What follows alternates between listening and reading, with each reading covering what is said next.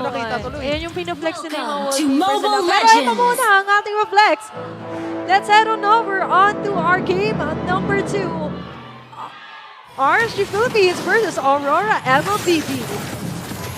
Now, as we head on to game number 2, ano nga ba yung klase ng adjustment na ipapakita sa atin ng RSG Philippines? They have opened and used this Hayabusa. Now, we all know, Irad is very proficient in using this. But then, ito na nga yung sinasabi natin eh. Yung Crimson, yung Lantern Flare rather, ng isang Jushin, ito yung Ito na. nakakainis talaga. Ito na, sasampulan na nga. Tapos ibabalibag pa ng ejector, tapos mapipilitan na lang mag-flicker out. Diba?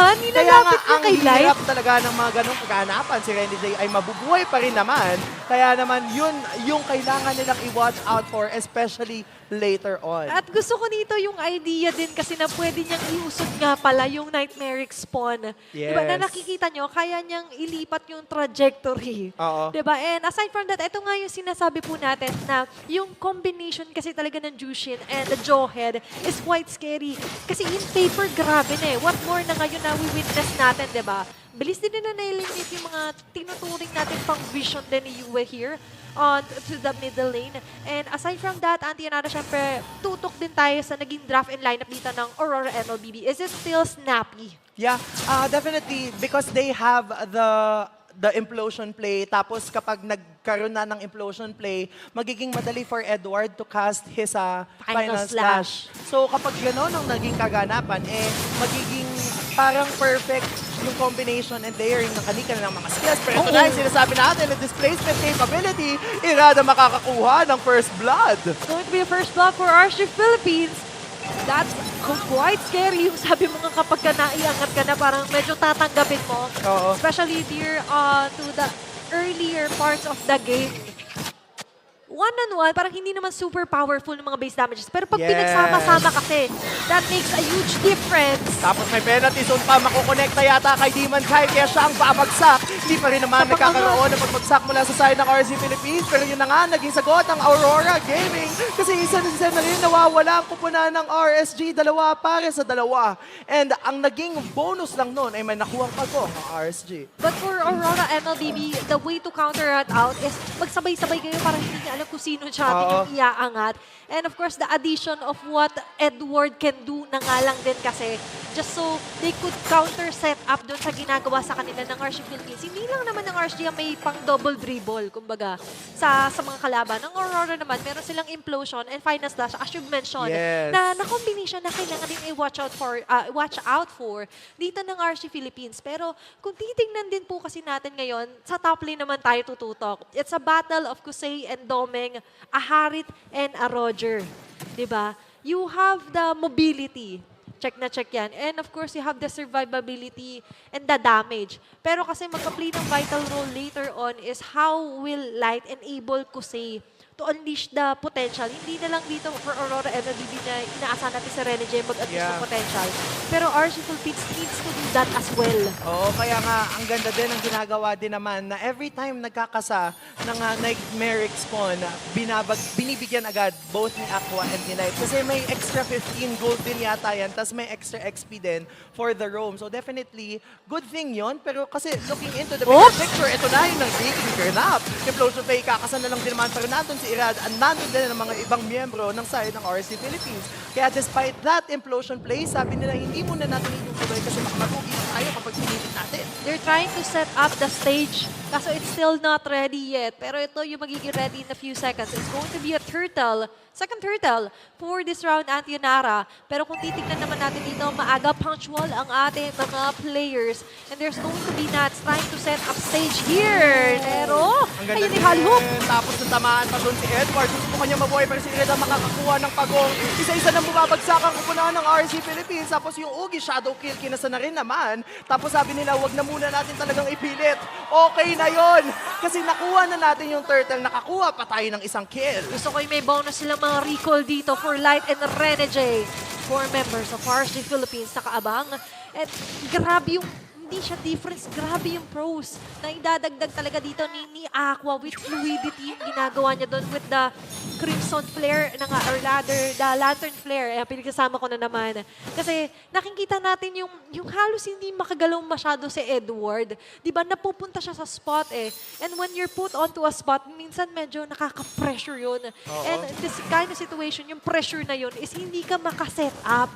Hindi natin mahanap yung kanina na snappy, na sunod-sunod na combination for Aurora MLBB. Oo, kailangan gawin ni Rene J yung ginawa niya dito sa may Riverside nung kanina. Hindi man nila na-pick up si Light, but that's a very good way. Eksakto. Na hulatin ba yung kalaban na parang, ganun. Pag ganun na lang. Kasi hindi nila i-expect na mayroong setup mechanic, but also at the same time, magkakaroon sila ng ability to regroup. Kasi nga naman, yung sinasabi nating patong-patong ng skills both from Edward and Rene J is something that they need to capitalize on. But meanwhile, for RSG Philippines, itong ganitong movement yung kailangan nilang ipagpatuloy. Kasi apat lagi laban sa apat habang yung mga jungler nandun sa isang lane na hindi dinagalawan. Tsaka very safe sila sa mga attacks eh. Kasi the way that Aqua and Light checks every bush na madaanan nila dito, Andy, makes a lot of difference na ngalan din. Kasi yung sinasabi mo, kailangan ng bug, di ba, na pasabog, pang-surprise nila Rene J, hindi nila nagagawa. Kasi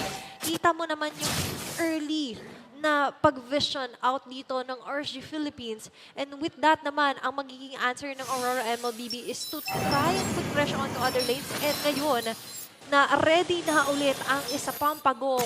As early as they can, nakaposisyon na sila agad dito. Oo, nakaposisyon na sila. Tapos wala na din namang final slash coming from Edward.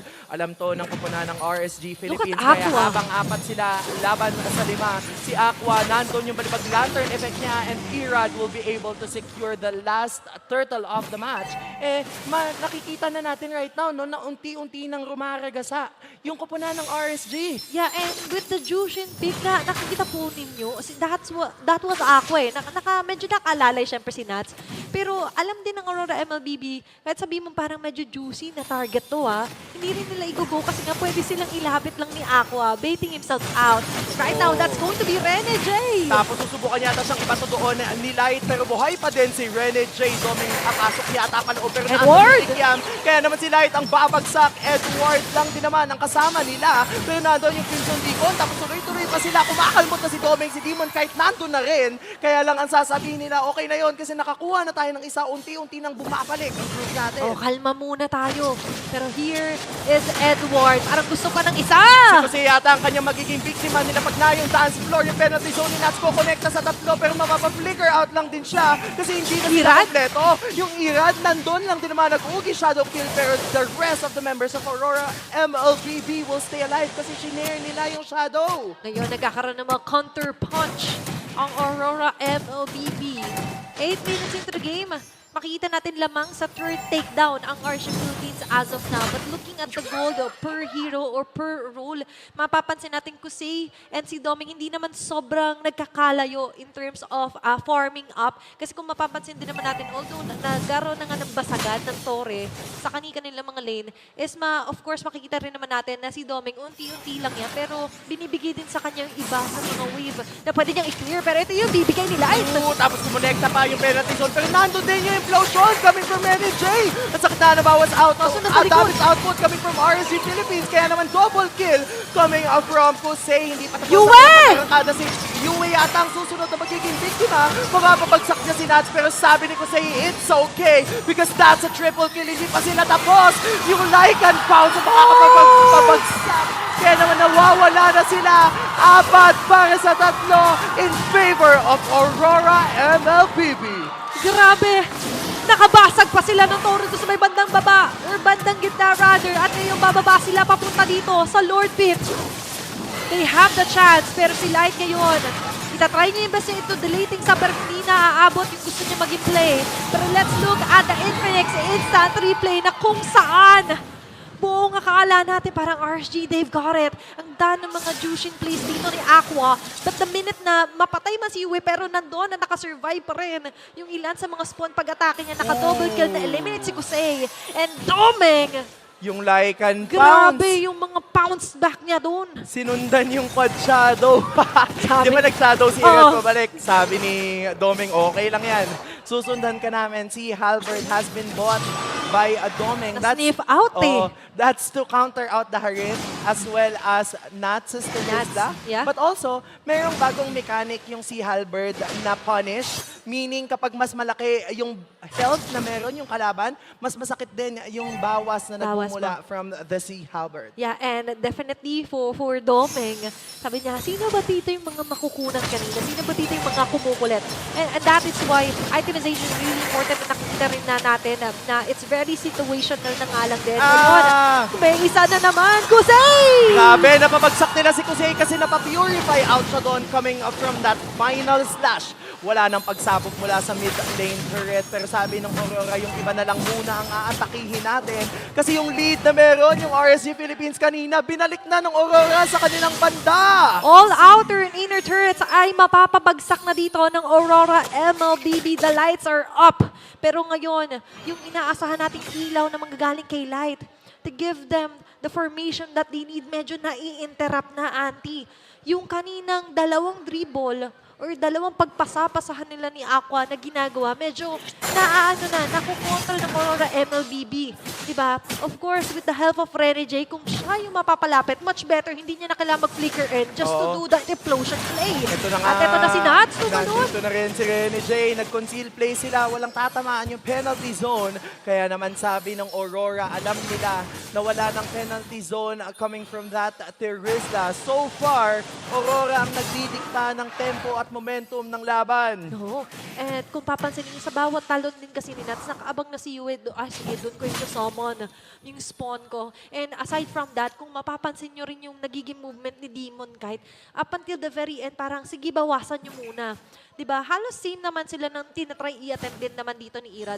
But the difference is, mas malawak kasi yung nagiging pagpasa-pasa ni Irad when it comes to balancing it out sa formation niya because of the shadows. Pero still, ngayon, maaasahan pa rin natin yung pag-clear nila in each and every spawn na nakikita nga nila. Diba? Kahit naglalatag ng mga hive clones yan si Yue, as much as they can or as much as they can allow na parang medyo wala naman nakaabang dito, ginagawa nila, kiniklear na nga lang din nila. But speaking of clearing out the wave, syempre, halos ganun yung gagawin muna doon nila Doming on to the top whilst nag-respawn na ngayon ang isa pang Nord for this round. Grabe yung ginagawa ni Yue, no? Laging may nightmaric spawn sa mga brushes para walang nakukuhang brushes ang kupunan ng RSG Philippines. And that's a huge thing. Because in a game such as MLBB, yung posisyon ng mga kalaban mo is super essential. It's everything. Kailangan mong malaman kung nasan sila nakapwesto. That way, you won't be caught off guard. Naganda din ang pagkakasetup ng Aurora MLBB sa kanilang top lane. Kaya kailangang may mag-defend from the side of RSG. Because if not, mukhang mapupush ang kanilang inhibitor turret doon sa top. Nakikita natin yung beauty of Azaz onto a lineup. Sabihin na natin tinatanggal time and time again yung kanyang mga spawn. Pero for him, mag-wait lang naman siya ng mga ilang seconds and then there's another one. Pero ngayon, conceal for Rene J. Flicker! Mahuhuli nila doon si Nats Entertainment. Hindi na yata siya makakapag-provide ng entertainment kasi siya ang unang babagsak. Light! Sinubukan doon ni Light na mag-unstoppable force pero yung unstoppable force niya ang siyang matutuldukan. Ang ganda na pagkakapwesto coming from Irad pero namataan yata siya ng Aurora. Nakita ka na doon. May Kaya naman salubong! si Yue ang sasalubong sa kanya. Yung Ugi Shadow Play na niyang gawin pero yung Doming na Lycan's Bounce ay sinubukang habulin. Si Irad kaya naman siya pa din ang mawawala. Tatlo para sa wala may kasama pang Lord. Grabe! Kahit saan pumunta doon si Irad, may nakabantay.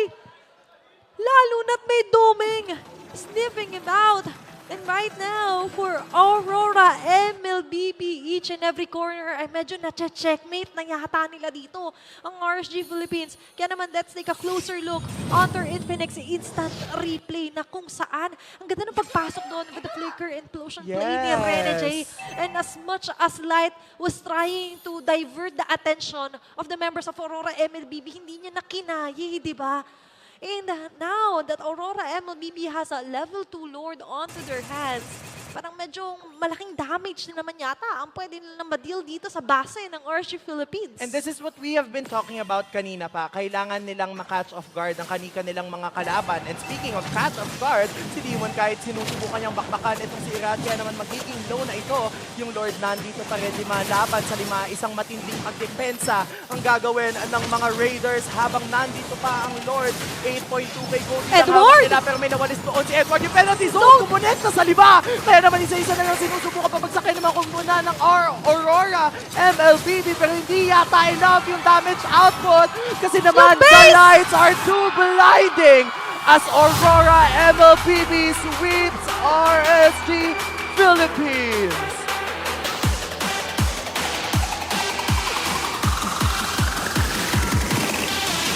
Lights up and game's up! Aurora MLBB sweeps off